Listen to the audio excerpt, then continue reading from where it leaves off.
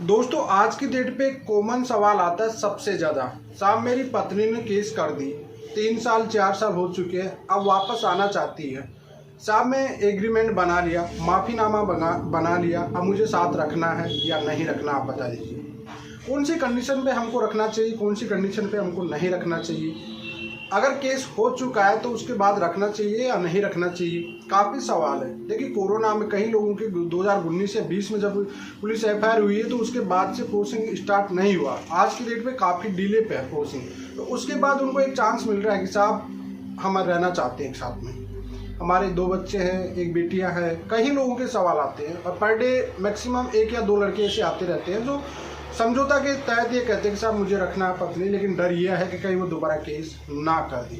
देखिए दोस्तों मैं आपको पूरा कंप्लीटली इस चीज़ का पूरा प्रोसेसिंग बता देता हूँ, उसके बाद आपको अपॉइंटमेंट लेने की ज़रूरत पड़ेगी ना इस टॉपिक पे। इसको पूरा कंप्लीटेड इस वीडियो में मैं कंप्लीट कर दूंगा।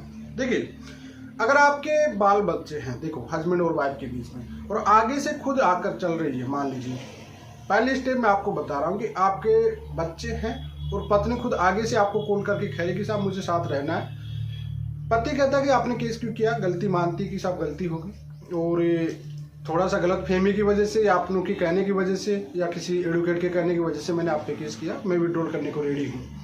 सभी केसों को मैं विड्रॉल करना चाहती हूँ, चाहे वो मेंटेनेंस का हो, चाहे वो 498 का हो, सभी कोई से भी केसेज हो, मैं रहना चाहती हूँ आपकी।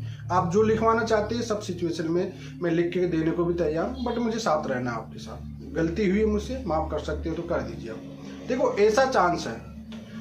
और आज की डेट में मैं एक बात और बता देता हूँ आपको, 70 से 80% महिलाएं जो केस करती है वो ईगो अहंकार में करती है, अपनों को कहने के पे करती है, और सबसे अहम रोल होता है वो साहब वकील साहब का होता है कि साहब ऐसे केस मजबूत नहीं बनेगा, ऐसे आरोप लगाओगे तब जाके मजबूत बनेगा केस।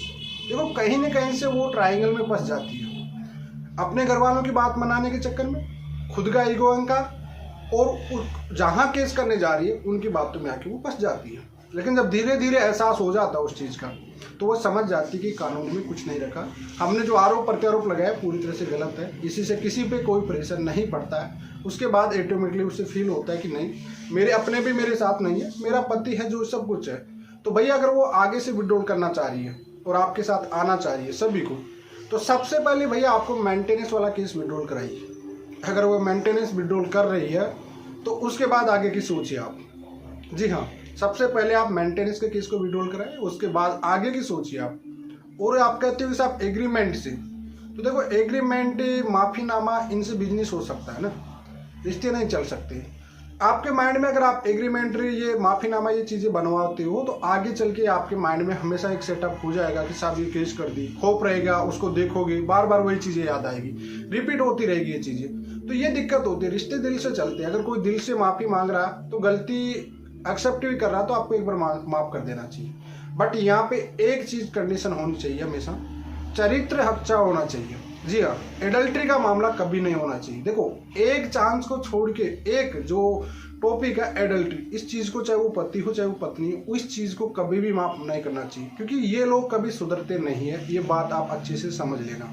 जी हाँ, इनका वक्त तब आएगा जब ये पूरी तरह से बर्बाद हो गए, उसके के बाद सुधरने वाले हैं, अदरवाइज ये कभी सुधरते नहीं है। इस वजह से अगर एडल्ट्री का मामला है आपके पार्टनर के साथ तो इस सिचुएशन में आप उसे कभी भी अपने साथ नहीं रखिए। अन्यथा मान लीजिए रिमांड है, माँ का घर वालों का रिमांड है, वकील के कहने पे केस किया गया है, ठीक है, खुद गलती को एहसास कर रही है, 1 साल आपने देख लिया, 1 साल के बाद भी वो आपका मेंटेनेंस ज़्यादा बन चुका है, एरियस ज़्यादा बन गया, आपने एरियस सभी को विड्रॉल करना चाह रही है, तो आप उसे एक चांस दीजिए जरूर। बाल बच्चे आपके तो डेफिनेटली चांस दीजिए।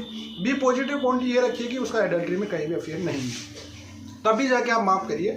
अन्यथा अगर एडल्ट्री जैसा मामला है तो फिर आप कभी भी माफ़ मत करिए, कोई दिक्कत नहीं है। मेंटेनेंस लग रहा तो लग दीजिए, कोई दिक्कत नहीं, लेकिन ये सिचुएशन आपको आगे जाके भारी पड़ सकती है।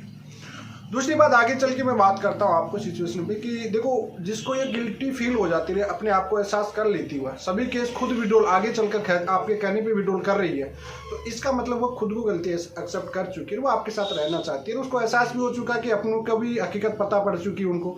उसके बाद में जहाँ के थ्रू वकील के थ्रू भी केस हुआ है वहाँ उनकी भी पता पड़ चुकी है कि साहब कोई स्ट्रॉन्ग केस नहीं बना। तो कहीं ना कहीं देखो, कहीं भी मैक्सिमम लड़कियों का आप पहुँचा जाओगे तो एक ही सवाल आता होगा, साहब साहब घर वालों ने बोला, वकील साहब ने ऐसा बोला कि साहब केस ऐसा बनेगा, हम तो मना करते करते भी ऐसा लिख दिया गया। देखो आरोप खुद पे नहीं है, लेकिन गलती खुद की भी होती है। देखो आपके डिसीजन जब कोई और ले रहा है तो फिर आपका रिश्ता कहाँ से बचेगा, सिचुएशन ये है ना। तो इस वजह से अगर ऐसा चांस मिल रहा है आपको, और अगर ऐसी गलती एक्सेप्ट कर रही कोई भी पार्टनर, चाहे वो हस्बैंड हो चाहे वो वाइफ हो, तो उस सिचुएशन में आपको साथ रहना चाहिए, ठीक है।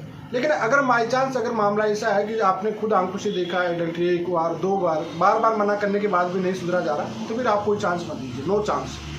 एग्रीमेंट से रिश्ते कभी नहीं चलेंगे, माफीनामा से ये सब चीज़ें लिखवाना चाहते हैं, इन चीज़ों से कभी रिश्ते नहीं चलते। रिश्ते दिल से चलते हैं, अगर दोनों का आपका विश्वास है, दूसरे को एक दूसरे को माफ़ कर सकते हो, जिंदगी को आगे बढ़ाने की सोच ली हो, तो फिर आगे बढ़ जाइए। दुनिया की मत सुनिए, समाज क्या कहेगी क्या नहीं कहेगी, इसके बारे में मत सोचिए। पार्टनर आपका है, हस्बैंड आपका, वाइफ आपकी है, दोनों डिसीजन लेके आप आगे बढ़ते चले जाएंगे।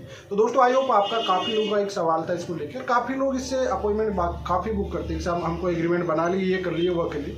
तो एग्रीमेंट आप अपनी सेफ्टी के लिए बना लो, लेकिन एग्रीमेंट एक लीगली तौर पे होता है, ठीक है, और कोई कॉन्ट्रैक्ट नहीं होता है। हिंदू मैरिज एक्ट में कोई कॉन्ट्रैक्ट होता नहीं, तो इन एग्रीमेंटों की कोई वैल्यू भी नहीं होती है। तो इस चीज़ को ज़्यादा इंपॉर्टेंट ध्यान में रखना है दोस्तों। चलिए आज के लिए इतना ही। जय हिंद, वंदे मातरम।